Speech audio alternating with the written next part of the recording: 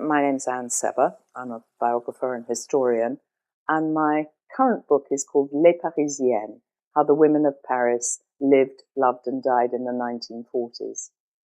I've always been fascinated by this period in history, and especially the defeat of France. And what I found was, if you talk to anybody about, well, what did the women do during the war? There was a sort of stock answer. Oh, the women all slept with Germans, didn't they? Collaboration horizontale, that's why they all had their heads shaved. That's the sort of abiding shock image of women in Paris after the war, women in France with their heads shaved, sometimes a swastika tattooed on their foreheads as they were paraded naked. And really, there is another side to that. In fact, there are many more sides to that.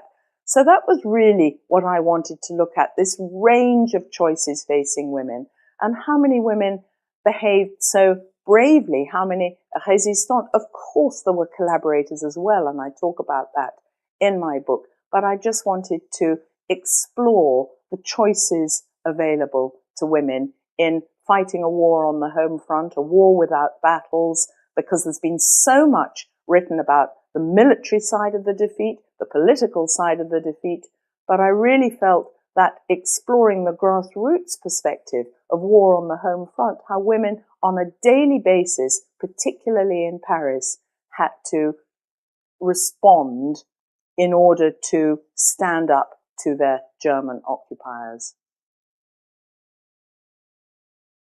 Wartime fashions for Parisienne were extraordinary because they were just determined to use what fabrics were available and to make the most of what they could. So one of the images that's very popular is that French women developed the turban. See, shampoo was very difficult to get hold of, so they couldn't wash their hair. There weren't many hairdressers. These were luxuries. So the turban became a fashionable item, and extraordinary big hats were the other things, because even if you couldn't get the materials, you would just put a bird's nest on your head or a vegetable garden. These big, extravagant hats were considered a way of resisting. And the other thing that women developed were culottes, because France had this extraordinary law against trousers. Women in France, it was some ancient Napoleonic law that women were not allowed to wear trousers. Of course, the law could be broken,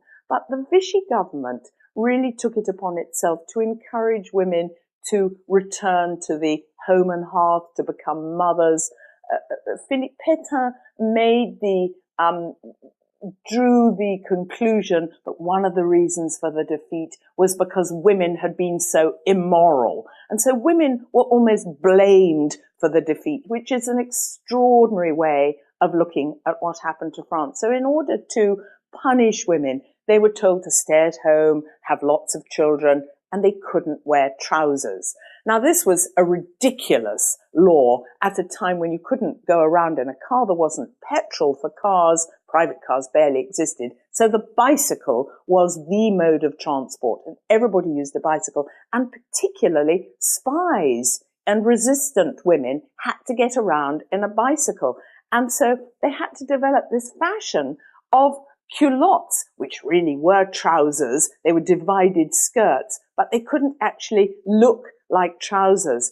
And the bicycle was an essential tool for many of these women, because in their baskets, they might have onions and potatoes on top, but underneath, of course, they'd have guns or political tracts. And there's one lovely story of an SOE woman who was actually arrested, or not arrested, but who was stopped at a checkpoint and asked, could they look inside her basket? They wanted to see what she had. And with complete sang-froid, of course, she was terribly attractive and terribly well-dressed, she flirted with the German soldier at the checkpoint, and she said, "Oh, come on, do you really think I've got a wireless set underneath my onions and vegetables and swedes?" Which, of course, was precisely what she had.